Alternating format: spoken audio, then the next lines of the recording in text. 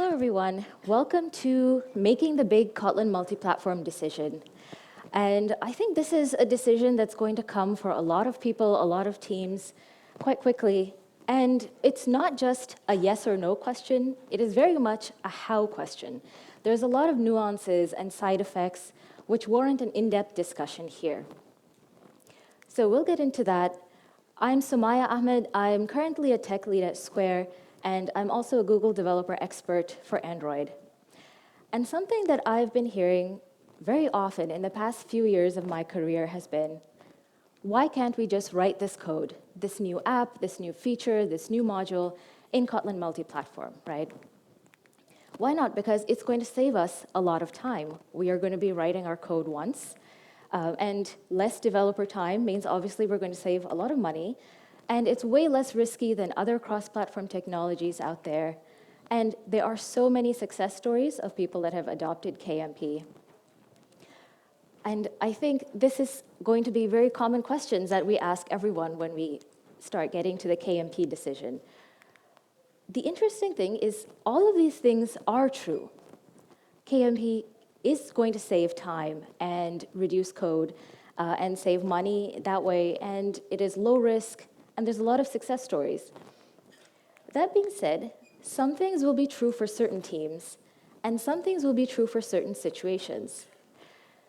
And probably not all at once.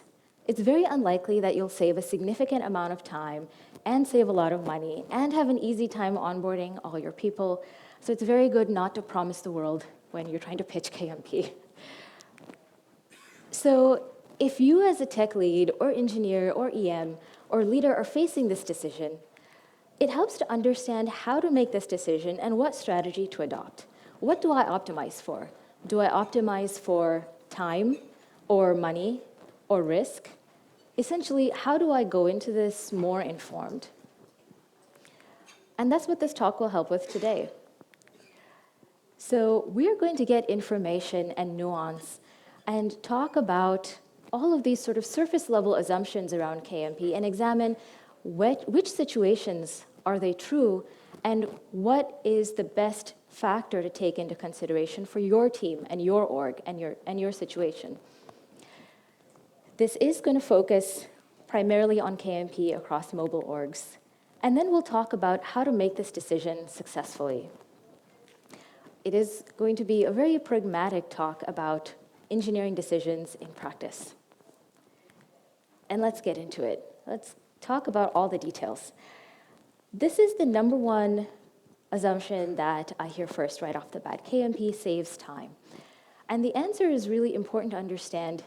It's yes and no. So if we look at the time the project takes across its lifetime, a typical KMP project is going to look something like this.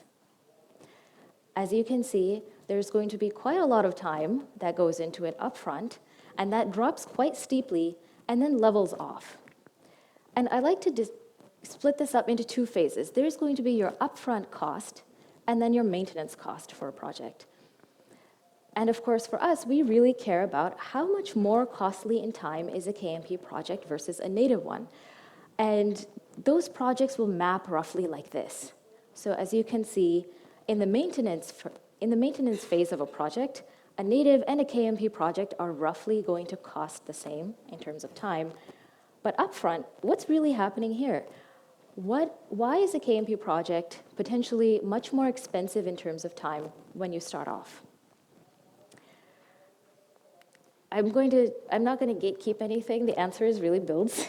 This is something that has consistently been an issue for almost all teams that I spoke to at Square and across the industry that have shipped products with KMP.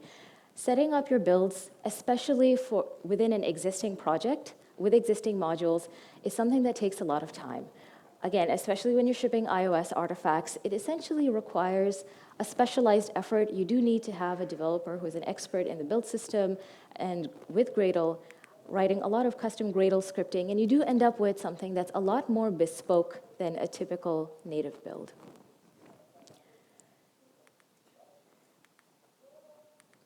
Somewhat related to this is setting up CI for a project. Now, historically, most teams have separate pipelines for iOS and Android, and very often different products or software entirely that you're using to run these on.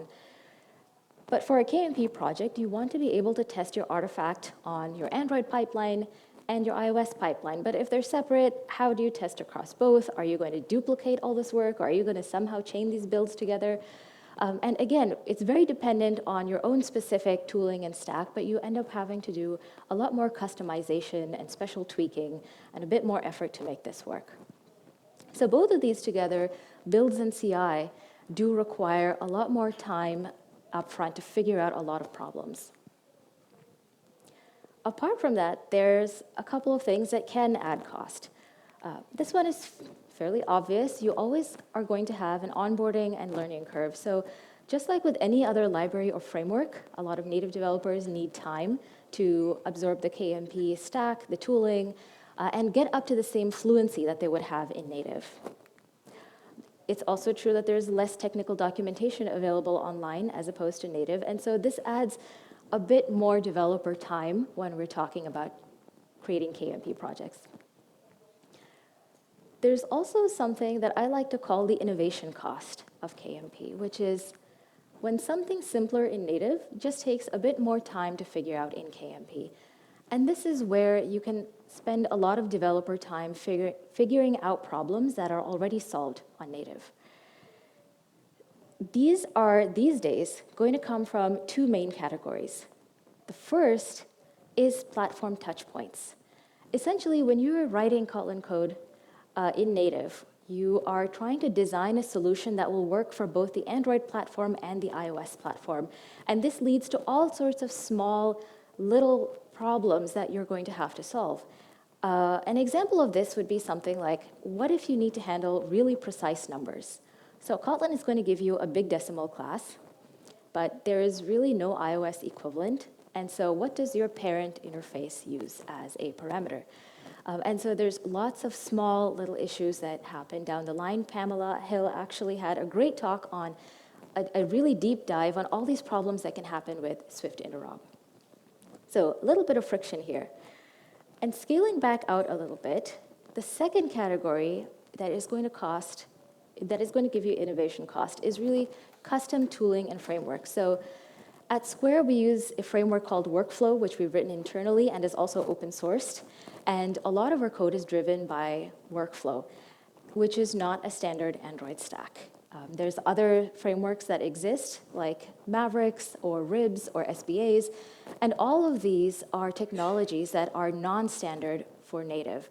And so figuring out how to make this work with KMP is something that's just going to cause a lot of unknowns, and those unknowns cost time. I do want to note, however, that innovation cost has gone down significantly compared to even 2 or 3 years ago. So if you were creating a native project 2 years ago, you would run into problems with multi-threading and serialization and data persistence, and very often, a lot of very common native technologies would be problems. That is no longer the case. So things like Compose Multiplatform allow you to share UI much more easily. We have official Google support very recently for a lot of the bread and butter of Android native technologies. Potentially, a build tool like Amper can also take care of the build cost that we just talked about, but that's something that's in the future. Now that we've paid the upfront cost, and we can start actually reaping the benefits of shared code, what's costing us in maintenance? And maintenance is, as you know, the longest running cost in software development is just making sure that this project is going to stay alive for years and years, right? So thinking about the experience of working on a KMP project, the number one thing, it has to be said, is iOS issues. That's something that we've covered quite a lot in this conference, right? Things like debugging. Kotlin usually compiles down to fairly inscrutable iOS code. iOS build tooling is still not quite on par. So if you're an iOS developer working in KMP or in the KMP tooling stack, it's not quite the same as working with Apple's tech stack. And things like interop, we discussed problems with this before. Things like interop add an extra friction. And so For anyone who is working on an iOS artifact or preparing to ship iOS artifacts, this is a cost that has to be paid consistently with every new feature that is written for your iOS product. But there's also another thing that I like to call the overhead cost. Where is the time going for maintaining this project if you're sharing most of your code? Well, it's an overhead. Remember that bespoke custom tooling that we talked about? That has to be maintained and fixed and updated. And very often you have a very limited group of subject matter experts who are familiar with this particular tool set that you're using right now. And all of this means that the team that decides to adopt KMP does end up with extra risks and responsibilities for maintaining it and fixing issues, which could be a downside. For example, if there's already DevOps teams in the org that do this for your native people. And so thinking long-term, think about your people. Who are the people that are going to be working on this project long-term? And it's very often not the people who built it. So we're going to add a bit more extra overhead in onboarding cost. And then you're adding a little bit of friction in things like on-call, in things like debugging and production duty. It is a bit more risky for native teams to take ownership of this code if it's so highly custom and if it's not something that they're familiar with. So to sum up, we're going to have upfront cost and maintenance cost in terms of time for this KMP project across its lifetime. And there's going to be a slight nuance here. So if you're all in on KMP, obviously you pay the same type of upfront cost, but your maintenance is going to be just your KMP maintenance. For a hybrid project, you are going to have the maintenance of your KMP portions of the code as well as the native portions of your code. So there's a small bit of extra time overhead here. But the time savings, where you really save the time is when you get to the part where you share code. And here's the other assumption. KMP is write once. My answer is yes. Mostly, pretty much, yes. You may have some platform-specific code, but once your upfront cost is paid, you can really start reaping the benefits of shared code. New features really are write once, and they take way less time. Any of your shared business logic is going to be essentially maintenance only. Adding logic, maintaining what's there, fixing bugs. And speaking of bugs, debugging gets much easier because all your bugs can be found and fixed in a single place. And this gets you some very important things for your entire product. And I really want to stress this. Shared code gives you cross-platform consistency. It guarantees platform parity. And these are some of the most important things in a mobile product, is to guarantee that your experience will remain consistent across different platforms. And it also guarantees you one more thing, and that is getting things correct across platform. And I want to talk about correctness for a little bit because, again, when we zoom out and look at mobile products, we're often dealing with algorithmically complex work or business-critical logic. Getting those things correct matters. So imagine if you have code that handles financial transactions, calculating pricing or orders or transferring money between individuals, maintaining financial records, health information, identity information. Bugs in this kind of code are a business risk. And by reducing the possibility of bugs in two different places, essentially, you're cutting your code surface area, you're cutting the surface for risk down by 50%. That is huge business impact. And that alone can be enough to justify KMP adoption in many cases, even if it doesn't necessarily do things like cost you less money. And speaking of money, something that I hear a lot from leadership is that KMP and cross-platform in general saves us money. Because A, we're writing less code. We're writing it once, which means less developer time, which means we're definitely saving money, right? The answer is yes and no. It is true that cost per feature is going to go down if that's the metric by which we're measuring our money cost here. But the biggest cost most people will think about is people. And if you're planning to maintain a KMP project, you have to think about the people working on it, and you have to think about hiring for it. Now, it is true that in general, mobile engineers are more expensive than web or other stacks. This is a very broad statement. And so potentially by maintaining a smaller mobile team that can handle a lot of the feature code, you are going to save the money, right? Yes, but you may still have to hire KMP expertise. And these are a much more limited pool of individuals. Pretty much, well, maybe we can talk to TouchLab about that. But also, you're not done hiring native engineers, especially Android and Kotlin experts. And so you really end up with a slightly more complex hiring process than before. We're thinking about cost now in terms of developer time and expertise, and that matters because most of the time we have sunk costs in mobile teams, right? Most of the time, implementing KMP happens in an existing project with code already written and systems in place and engineers already hired and fully onboarded with business knowledge in native technologies. And that leads us to what I call the we have food at home problem. Is it really cheaper to invest in a new tech stack rather than using the developers and the stack that you already have on hand? Remember that KMP can do a lot of things for an existing mobile org. You can reduce risk, you can reduce code complexity, you can reduce time per feature, but not necessarily save money because the business is going to have sunk costs already. And that's not something that's going to go away if a single team decides to adopt Kotlin Multiplatform or cross-platform features. So really what I would say to engineering leadership is that any significant cost savings in an eng org would only pay off if your entire org was a KMP org. If you either fired all your existing engineers, I do not recommend this, or you migrate them, you invest the time to migrate everyone into a new tooling, a new team system, and a new stack. And by the way, whoops, let's rewind. Okay, this is important, so we're going to do this twice. This is doable for smaller teams. So Anise Davis has a talk tomorrow on how Meetup did this and transformed into an all KMP product and organization. This is more difficult and costly once you get to larger engineering orgs that have already hired something like 100 plus mobile engineers. Now that we've talked about money, let's also talk about risk.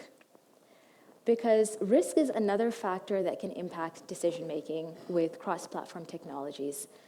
And something I hear a lot is KMP is much lower risk than React or Flutter or other cross-platform technologies. The answer here is yes, mostly yes. Imagine the worst-case scenario, which is, let's say we adopt KMP in a single feature or single module. And this is how most people approach KMP. Most of the time, we choose something small to start with because optionality is great. And it doesn't go as we hoped. We have to backtrack and say, okay, our KMP experiment didn't work out. And what you end up doing is you just rewrite. You can reuse the Kotlin code for Android. And for iOS, you can just rewrite the Kotlin Swift. Optionality means that unlike with other things like Flutter or React, you're not going to have to throw out your whole code base and start over from scratch. And so technology-wise, not a terrible risk. We also talked about the fact that libraries exist for a lot of things that didn't exist before. So the gap with native is closing quite a bit. And so the innovation risk is really not that bad. There's also potentially some niche use cases for your app where things like on-device operations or maybe performance or security are the most important thing. And so this can also add a bit more risk when you're adopting KMP. Most of the time, however, your risk is really going to come from staffing the maintenance cost to ensure that you're always going to have people that can work on this code base and maintain it. And there's also some companies and some organizations that have policies around cross-platform technologies or third-party supported frameworks in general. So there's folks that have been burned by technologies like React or J2 Objective-C, and who are a bit more leery of third-party supported frameworks. Again, with Google's announcement that they're officially supporting KMP, this is going to become less of a risk.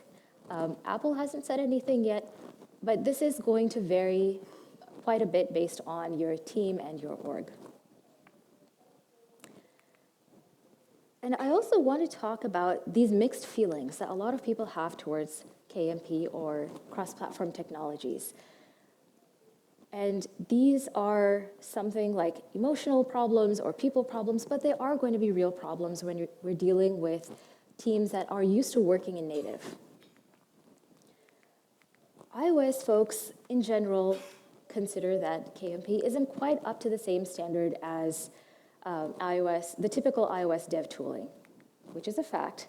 Kotlin has a learning curve, the tooling has a learning curve, debugging can have problems. We talked about this before. And in general, for iOS developers, it can be something like a major career move to consider becoming a KMP developer. There are teams that have had significant iOS developer churn for this exact reason. They didn't want to become KMP developers. Kotlin is not a transferable skill for iOS people.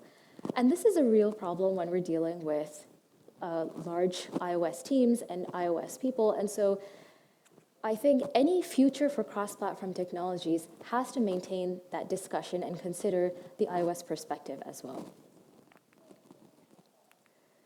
In fact, the culture in your team and your org is probably going to be a huge factor when considering an adoption with KMP. Does your org have a larger iOS team? For obvious reasons, they are going to have feelings about this.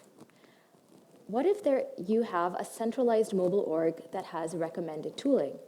So if you have an org that says, all of us are going to use this, this, and this, like these specific libraries, and that lets us ship fast and move fast and fix fast and onboard fast, they may not look positively on adding a new bespoke tech stack because it does weaken the cohesion of the whole institution.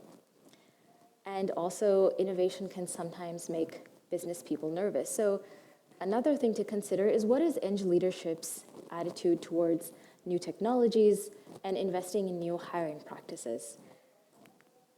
Is your org prepared to become a KMP org and hire for KMP expertise?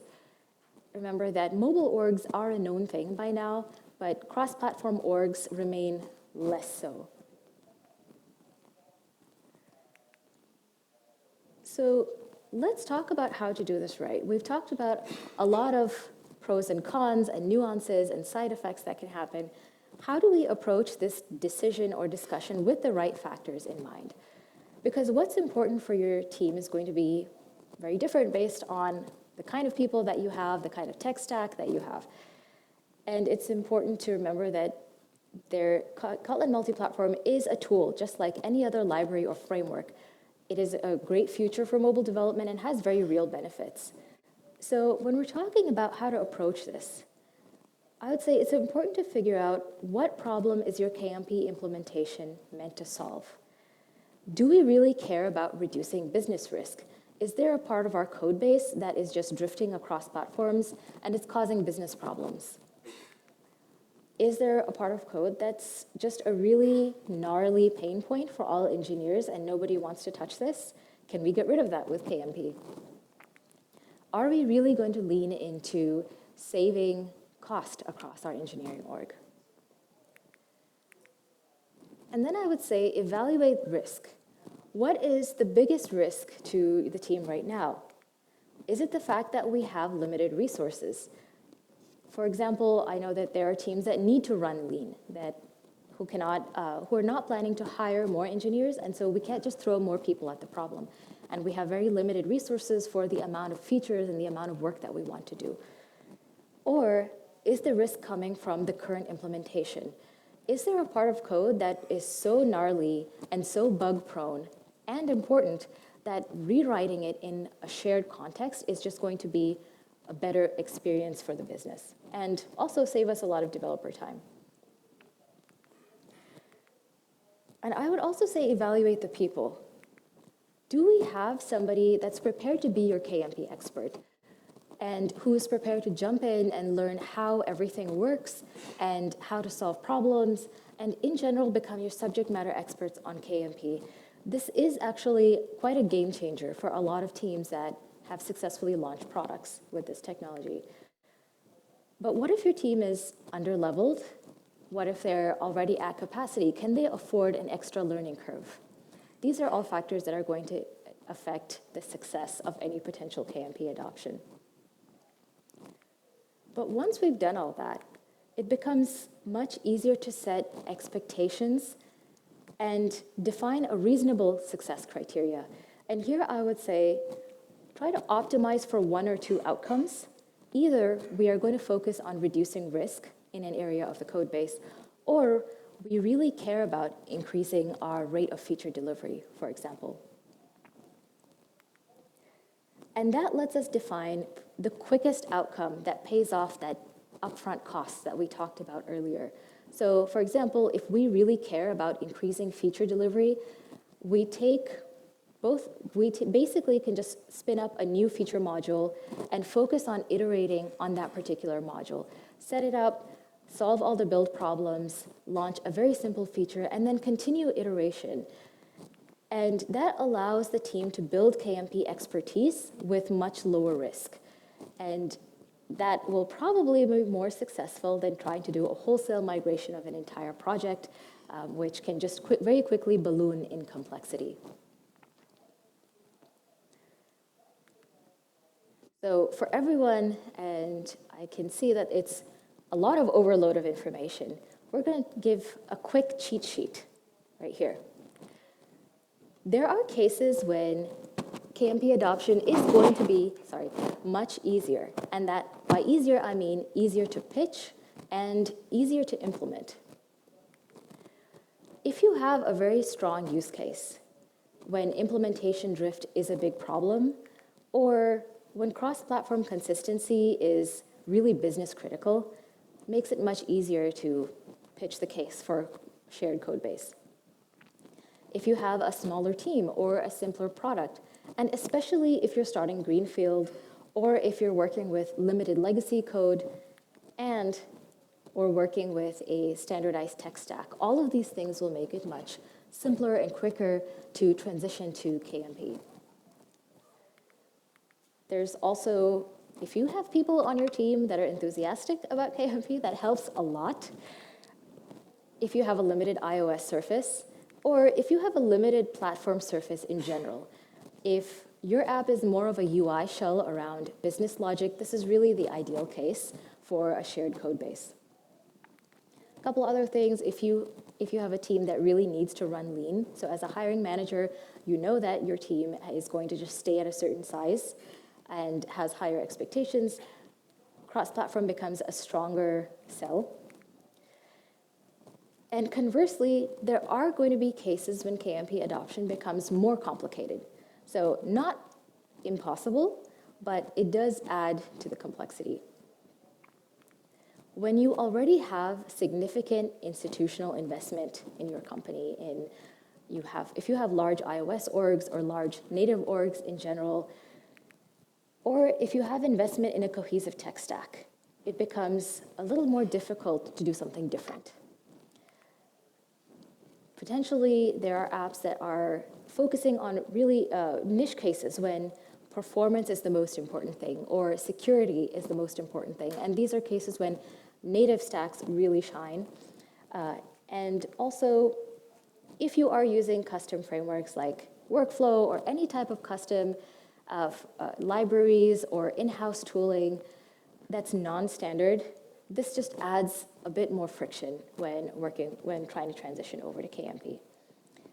There's cases when you just can't pay that high upfront cost, like if you just need to deliver immediately, or if native maintenance cost is just so cheap. If you have such a large amount of existing native infrastructure that writing new native features is basically free for you, then really you are going to take on a lot more upfront cost with KMP. In summary, I think that information, having a lot more information and awareness of nuances, helps make your KMP decisions a bit more easier and foolproof and defensible, and in the end, more successful. Because this could be a high stakes decision, and it could become a risky decision for the business to make. But what has historically been something of a gut instinct or an experiment can be very successful in production, and I hope that this talk gave everyone a lot more information about how to do this successfully. So thank you all for coming to the talk, and I'm very happy to be talking about KMP with you today. I'm here for any questions that you may have, and available here and throughout the conference. Thank you.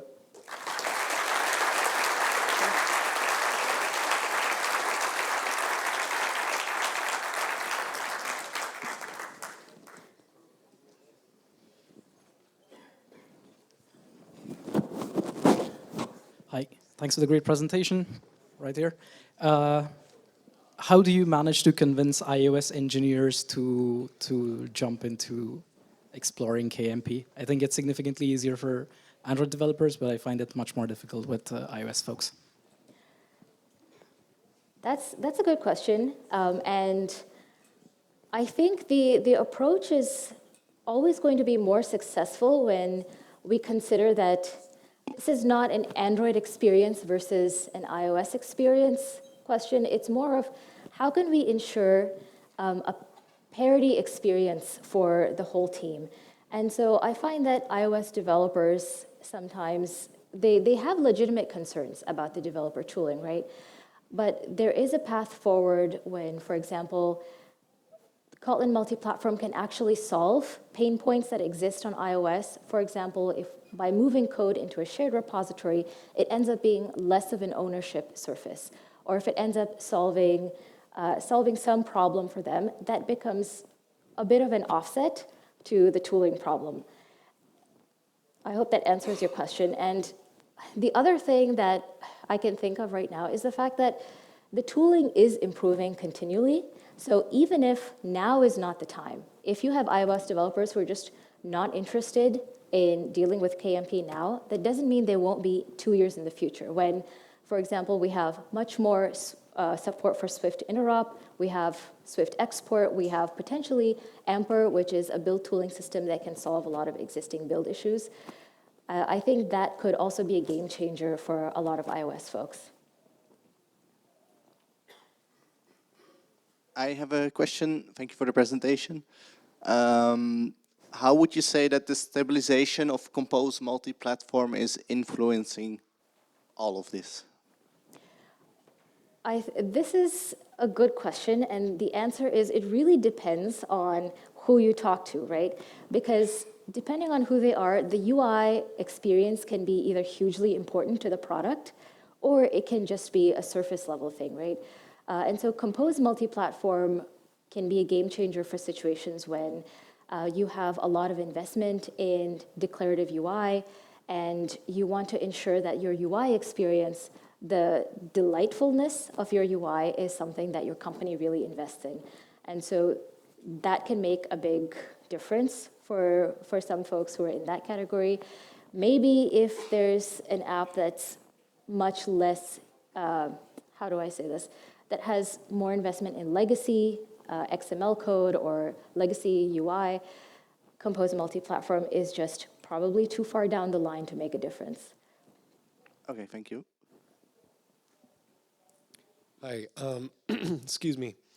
Thank you so much for the talk, and I actually found it really helpful. But just one clarification: during the section on saves time, you talked about maintenance costs and debugging. In Write Once, you talked about debugging being one of the positives because you can locate the bugs in one spot and you just fix them on one platform, so to speak. Can you just speak on that more, I suppose? Does that balance out? Does that minimize the maintenance cost? Because it seems like I know your graphs aren't obviously to scale, but it seemed like they were equal or at least close. That's a good question and a great call out that these graphs are completely arbitrarily made up by me based on an approximation of everyone that has given me their case studies. And your question seems to be related to the fact that debugging, I talked about first as, okay, this is definitely a con for iOS developers, right?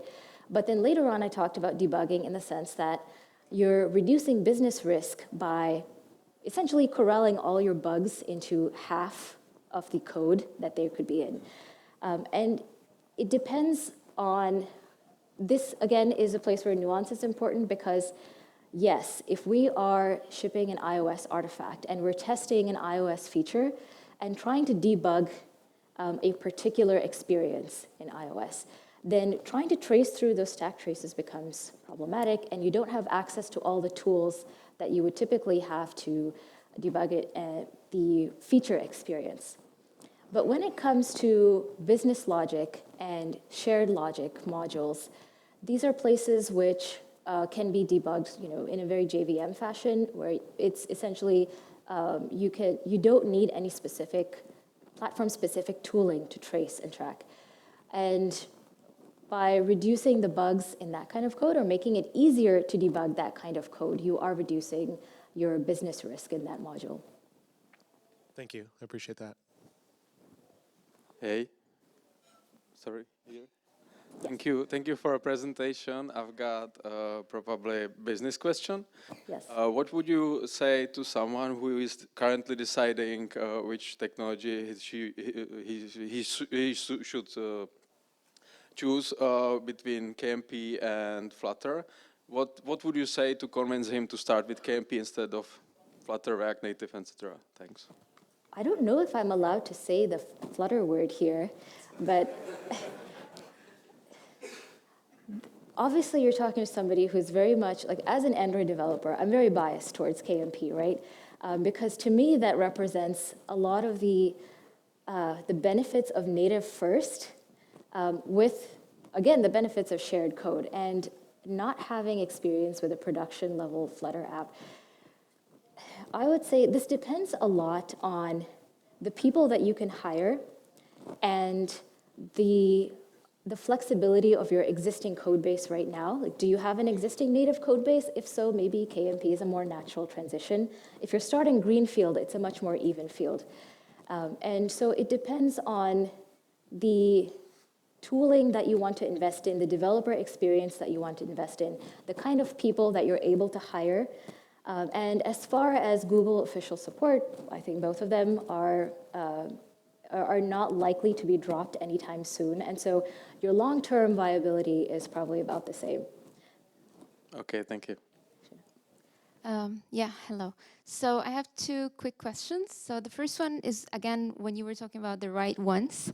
So you mentioned reduced risk with the bugs. So the first thing that came to my mind at that point is that if I have 50% of my user, just say, using the Android application, the native one, and 50% are using the iOS one, and there's a critical bug that goes on the Android one, it's going to affect only 50% of the users, while if it's like in KMP, it's going to affect all of them. So I didn't really get what you mean by reduced risk here when with the problems or bugs when we write once. So if you can please elaborate on that. And the second thing, do you think or really see Apple supporting KMP anytime soon? Okay, those are two big questions. So the first one, if I understand correctly, is that if we have two native platforms and you have bugs, well, essentially the Android bug only happens for your Android folks. So by sharing code, potentially you are introducing bugs to 100% of your user base. That is true. The way that I consider this reduced risk is because when you have business logic that is rewritten on different platforms. So platform-specific bugs are one category, things that happen when you're dealing with Android lifecycles versus iOS lifecycles, for example. But business risk is really going to come from the code that handles complicated logic, the logic that's really important to your customer or your business or the core parts of your product. And because that's written twice, you are potentially introducing twice the surface area for bugs, and you're also introducing places where you can have implementation drift. And as we saw in the keynote, that's something customers really notice and they point out. So very often you hear things like, okay, well, this feature isn't available on Android, it's only available on iOS. Sometimes there's entire apps like this. And so by reducing that down and coalescing into a single shared business logic, you're able to distribute the same logic, ensure parity, ensure correctness, and you're able to fix it once, and it remains fixed, for example. Your second question about, do I see Apple supporting KMP? I have absolutely no idea. But if anybody here knows people at Apple, they would probably be a better person to ask.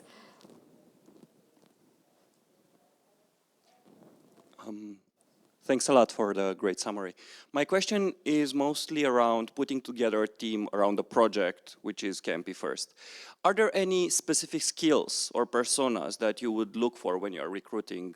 Because I assume there's a lot of Kotlin developers, but you know, we have different passions, different focuses. So what specifically would you look for?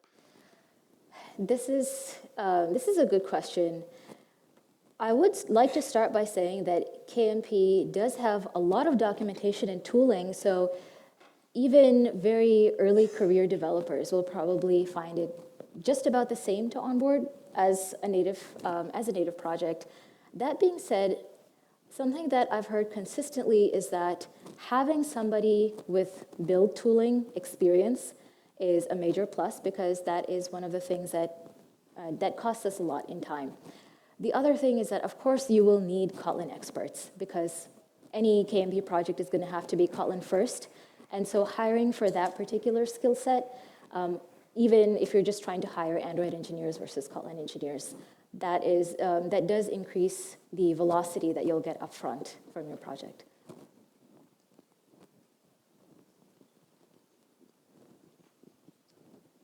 Hi. Hi. Yeah. Where are you? Here. Okay, I see you. Yeah. Great. Thanks for the great talk. I have a question whether you also have some idea on Kotlin Multiplatform on other platforms, like using the same code for desktop or potentially web, whether you have any information or ideas on that. I did focus this talk primarily on mobile across iOS and Android. And obviously, there's been several talks at this conference about desktop projects and JavaScript projects. And I would say that anything that is a platform touch point adds a bit of complexity. And so if you're adding more platforms, it obviously is going to add a little bit more complexity to your project. So you would have to consider, okay, well, how does JavaScript work, and how does the Kotlin to JavaScript interop going to work? And that's going to create a little bit more of overhead and abstraction to maintain, and also will probably affect your hiring choices as well. Thank you. Hello. Thank you for the talk. What about the process to migrate? Because if you have two projects, right, an iOS and Android project with all the features, all the tests, you need to migrate all the tests, all the features, right, at once, and then launch it, and hopefully everything will be right. Because you cannot do it as a process, right? You need to do it at once. So what would you say about this? Ooh, okay. So if I understand correctly, you're talking about when you do need to launch a product at once? Yeah, so you have an Android application, an iOS application, and you want to migrate to Kotlin Multiplatform. Ah, okay. You need to ship it when it's fully migrated, right? You can't do it granularly. So you need to migrate all the tests, all the features, right? Or it's possible to do it granularly. Well, I would say KMP does offer a lot of flexibility, and so it is very possible to migrate a single feature or a single module and continue to ship the rest of your app with the existing native code. And so essentially, we can treat your shared logic as just another library that's imported by both projects. So in this fashion, most teams choose to start by migrating their business logic, sometimes even the simplest bit of business logic, a single file or a single set of utility classes, choosing to pull that out into a shared module and importing that in your iOS and Android projects. That can be the perfect starting point for KMP, and then you can essentially build on this more and more. So and you can basically share entire features with their own UI. Most teams do choose to start with the business logic layers first and then progressively migrate and get more and more platform specific. So maybe start with your pure Java logic classes and then move into your view model, your repository data layers, and then last move into UI. And so you're able to iteratively shift this way.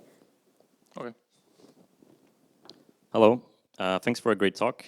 My question was kind of already answered because it was about if you were also talking about web and backend, for example. But I was wondering if maybe you could give your take on whether like the calculus changes a little bit, maybe the weighting sort of changes a little bit if you have a use case that is also suitable for Kotlin Multiplatform with backend and web as well. Okay, now we're getting to the complicated questions. And this is where there's been way less adoption for Kotlin multi-platform for an entire stack, including backend, as opposed to just mobile products. And I would say, again, there's, if your backend is already in Kotlin and you have Kotlin expertise on board, it makes it much easier to start that migration. But you are starting to deal with your backend is yet another platform, and so adding a touch more complexity there. So this is something where I find that we have other talks at the conference that really go into this in more detail, which I don't have the expertise to really get into right now.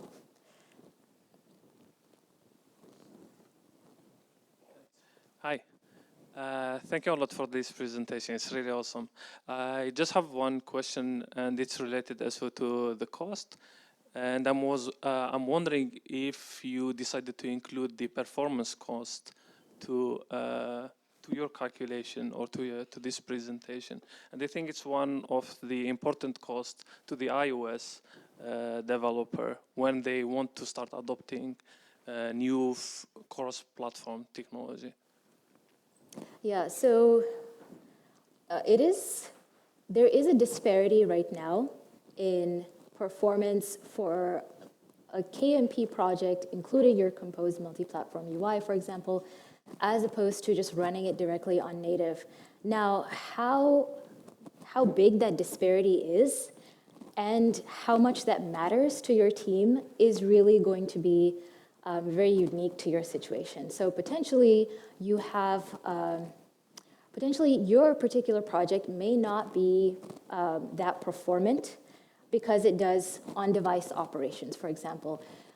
But you have other trade-offs, like you're reducing risk in other areas, and that's an acceptable trade-off to you. But I did point this out in my talk. If performance is one of those things that's really business critical, then I would say some heavy benchmarking would probably be the best initial start to see where we're losing in performance and whether that's a cost that your business can pay. Nice, thanks. Okay, so it looks like we are just about done. Thank you. Okay.